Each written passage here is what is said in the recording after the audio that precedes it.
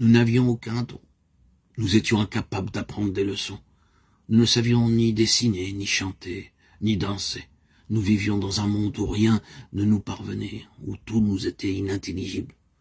Nous savions que dès le début, tout avait été manqué, et nous savions également que nous ne ferons rien pour y remédier. Nous n'étions que des apparences, et nous éprouvions pour nous-mêmes une compassion sans limite.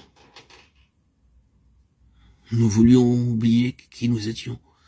Nous nous enfermions dans les pièces, nous tirions les rideaux sur le jour, nous nous étendions sur les lits, nous nous demandions en quelle partie de nous-mêmes nous pourrions trouver le courage de mourir. Nous avions l'impression que nous nous enfoncions dans l'ombre.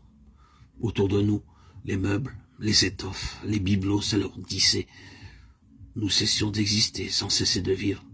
Étions-nous vraiment endormis? Des femmes nous regardaient. Elles avaient des yeux verts, ronds, semblables aux yeux des chats, des lèvres épaisses et larges, peintes en noir. Dans le jardin automnal, les plantes jaunes et brunes avaient le parfum des chambres closes. Au 3e étage de la maison, une lampe était allumée. La silhouette d'un homme se découpait sur les vitres.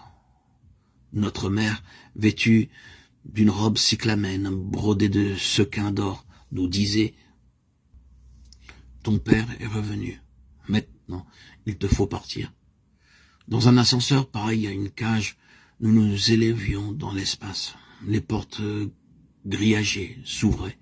Nous nous trouvions sur une terrasse au milieu de plaines sans fin.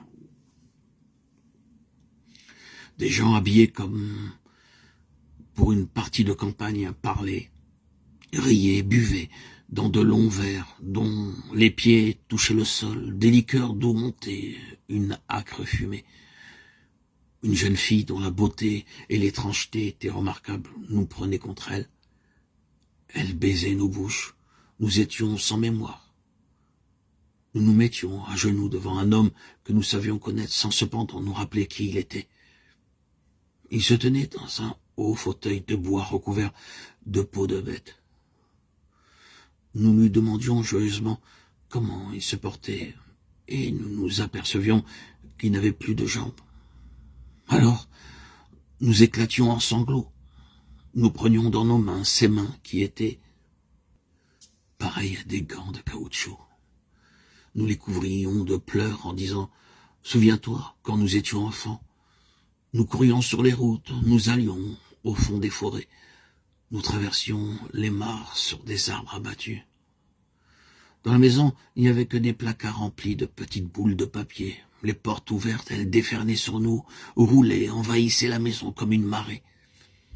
La maison craquait de toutes parts. Nous ne pouvions crier. Nos ongles griffaient des pierres lisses. Nous étions recouverts de terre et d'herbe. Nous disparaissions dans l'immensité du monde et avec nous les habitants de la maison et leur éphémère existence. Étions-nous vraiment endormis?